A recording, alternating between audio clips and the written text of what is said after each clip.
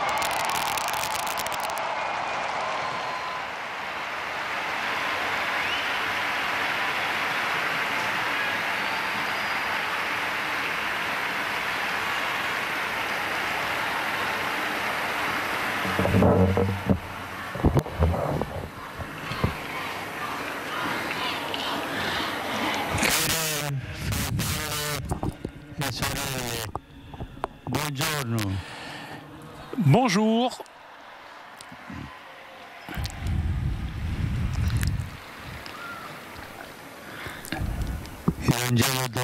L'évangile d'aujourd'hui nous rappelle que toute la loi divine se résume dans l'amour de Dieu envers le prochain. L'évangéliste Matthieu raconte que quelques pharisiens s'accordèrent pour mettre à l'épreuve Jésus. L'un d'eux, un docteur de la loi, lui adresse cette question. Maître, dans la loi, quel est le grand commandement? Jésus, en citant le livre du Deutéronome, répond: tu aimeras le Seigneur ton Dieu de tout ton cœur, de toute ton âme, de tout ton esprit. Voici le plus grand et le premier des commandements. Il aurait pu s'arrêter là. En revanche, Jésus ajoute quelque chose qu'on ne lui avait pas demandé. Il dit en effet, le deuxième ensuite est semblable à celui-là. Tu aimeras ton prochain comme toi-même. Même ce deuxième commandement, Jésus ne l'a pas inventé. Il le reprend du livre du Lévitique. Sa nouveauté consiste justement en mettre ensemble ces deux commandements. L'amour pour Dieu et l'amour pour le prochain, révélant que ces deux commandements sont inséparables et complémentaires, sont les deux faces d'une même médaille. On ne peut pas aimer Dieu sans aimer le prochain, et pas aimer le prochain sans aimer Dieu. Le pape Benoît nous a laissé un merveilleux commentaire à ce sujet dans sa première encyclique Deus Caritas Est, dans les chiffres, dans les numéros 16-18. En effet, le signe visible que le chrétien peut montrer pour témoigner au monde et aux autres, sa famille, l'amour de Dieu est l'amour des frères, l'amour des gens. Le commandement de l'amour de Dieu et du prochain est le premier, pas parce qu'il est au sommet de la liste des commandements, Jésus ne le met pas au sommet, mais au centre, puisque c'est le cœur d'où tout doit partir et à qui tout doit revenir, faire référence. Déjà dans l'Ancien Testament, le besoin d'être saint, à l'image de Dieu qui est saint, comprenait aussi le devoir de prendre soin des plus vulnérables, comme l'étranger, l'orphelin, la veuve. Jésus porte à accomplissement cette loi d'alliance, lui qui réunit en lui-même, dans sa chair, la divinité et l'humanité en un seul mystère d'amour. Désormais, à la lumière de la parole de Jésus, l'amour est la mesure de la foi. Et la foi, l'âme de l'amour. Nous ne pouvons plus séparer la vie religieuse, la vie de pitié, du service envers nos frères, à ces frères que nous rencontrons. Nous ne pouvons plus diviser la prière, la rencontre avec Dieu dans les sacrements, de la coude de l'autre, dans sa vie, et tout particulièrement ses blessures. Souvenez-vous de cela. L'amour est la mesure de la foi. Combien aimes-tu? Et chacun peut répondre, comment est ta foi? Et ma foi est comment j'aime. Et la foi est l'âme de l'amour. Au milieu de la forêt des règles de prescription, les légalismes d'hier et d'aujourd'hui, Jésus ouvre un passage qui permet d'apercevoir deux visages, le visage du Père et le visage du frère. Il ne nous donne pas de formule, de précepte. Non, il ne s'agit pas de précepte, de formule.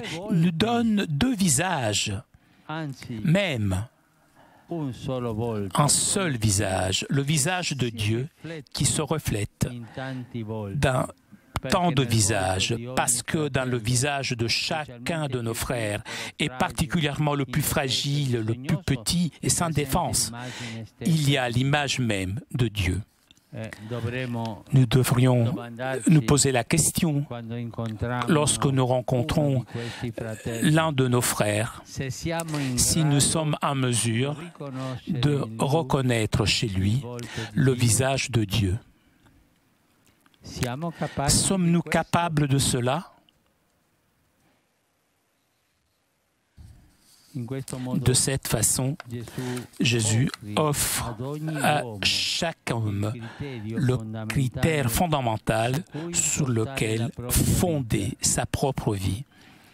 Mais surtout, il a donné l'esprit, il nous l'a donné, cet esprit qui nous permet d'aimer Dieu et le prochain comme lui, avec un cœur libre, généreux. Par l'intercession de Marie, notre Mère, ouvrons-nous à accueillir ce don d'amour pour marcher toujours dans cette loi de deux visages, mais un visage, la loi de l'amour.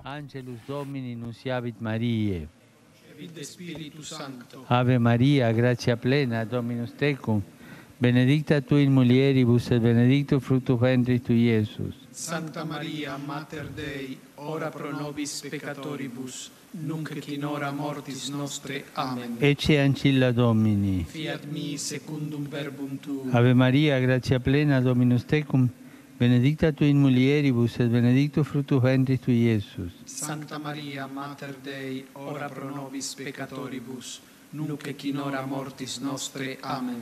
Et verbum caro factum est. Et habitavit in nobis. Ave Maria, gratia plena, Dominus tecum, benedicta tu in mulieribus et benedictus fructus ventris tui, Iesus.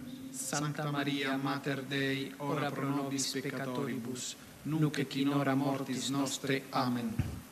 Ora pro nobis, Santa Dei Genitris. Udigni ficiamur promissionibus Christi. Gratiam Tuam quesumus, Domine, mentibus nostris infunde, uc Angelo Nuntiante, Christi Filii Tui, incarnationem coniovimus, per passionem eius et crucem, a resurrectionis gloriam perducamur, per eundem Christum Dominum nostrum. Amen.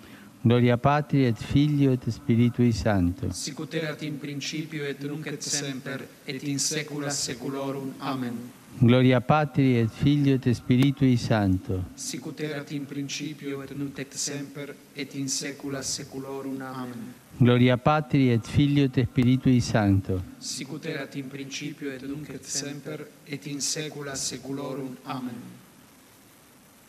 Pro fidelibus defunctis, requiem aeternam dona eis Domine. Et lux perpetua luce a Teis. Requiescant in pace. Amen. Sit nomen Domini benedictum. Ex hoc nunc et usque in saeculum. Aiutorum nostrum in nomine Domini. Qui fecit caelum et terram. Benedicat vos omnipotens Deus, Pater, et Filius, et Spiritus Sanctus. Amen.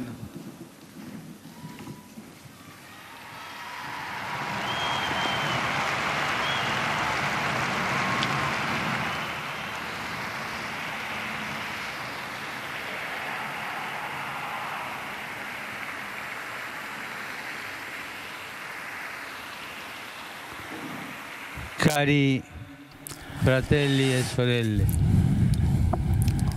ieri Hier, a à São Paulo, au Brésil, a été proclamée bienheureuse Mère Assunta Marchetti, née en Italie, cofondatrice des Sœurs missionnaires de San Charles Borromée, scalabrinienne.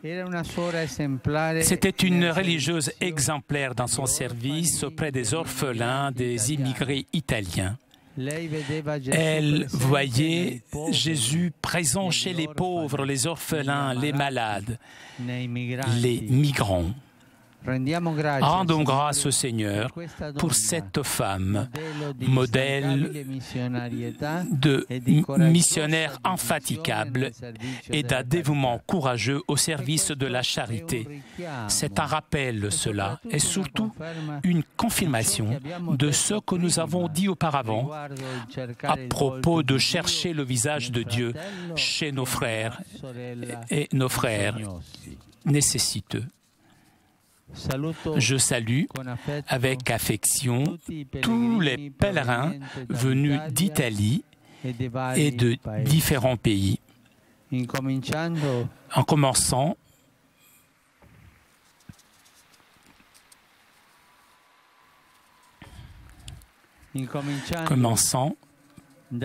par les dévots de Notre-Dame de la Mer de Bovo Marina.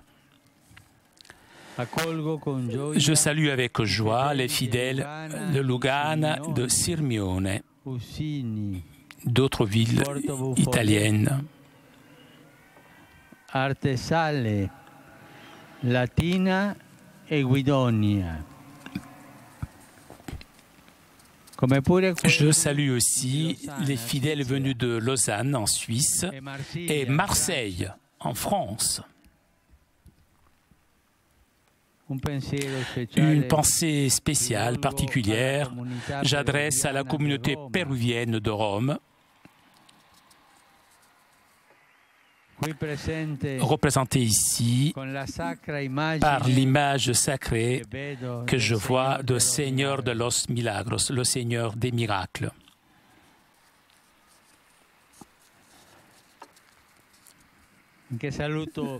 Je vous salue. Je salue les pèlerins de Schoenstatt.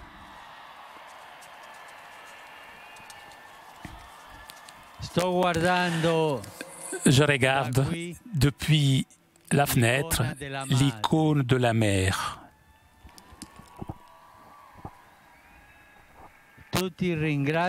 Je vous remercie, vous tous, et je vous salue avec affection. S'il vous plaît, priez pour moi. N'oubliez pas.